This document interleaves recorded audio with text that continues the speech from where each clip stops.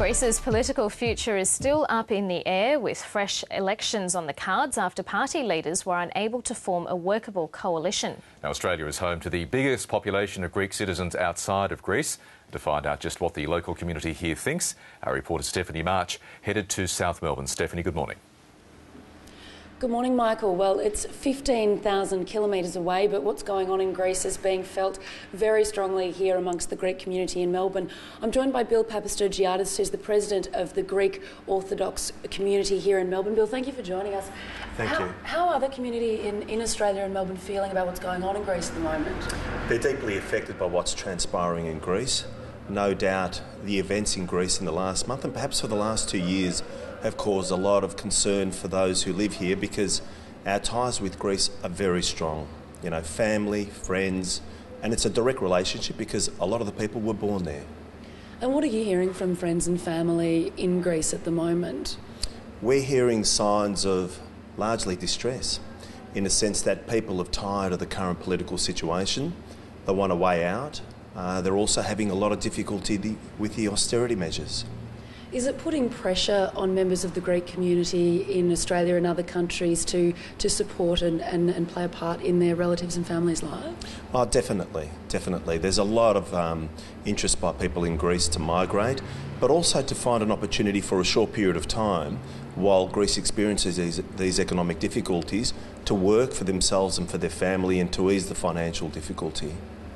So in that sense, is there more that the Australian government could be doing? I mean, we are a very long way away, but is there anything that Australia could be doing to try and ease the pressure at the moment on people in Greece?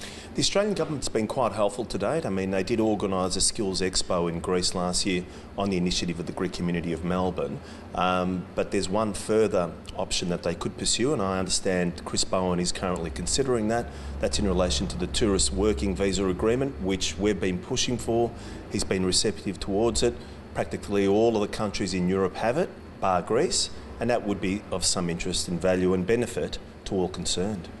Now, we've heard overnight that there will be fresh elections in Greece. How does that news come? Obviously, the talks were always going to be quite fragile, but to hear that they've collapsed and that Greece will have to go to the polls again, how does that news come to you? It's probably not the end of the world, because at the same time, the fact that they had a fractured political structure and system at the moment, in the sense that there were so many political parties competing, it's probably best they do go to elections so that we've got a clear result, a clear mandate, and hopefully a way forward for Greece in the Euro, staying in the Euro and staying within the European Union. There's obviously been a lot more talk recently about the possibility of Greece leaving the Euro. What sort of an impact would that have? Very uncertain in terms of the future it would have on the financial system in Greece, and also socially and economically. I don't believe it's in the interests of Greece to exit the Euro, and as far as I can tell, the polls in Greece reveal that 80% of Greeks don't want to leave the Euro.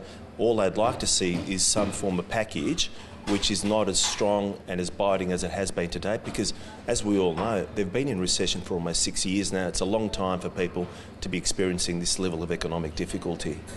There's a lot of blame being put on Greece itself, politicians and citizens alike, for this situation. Do you think that that's fair, or is it bigger economic factors?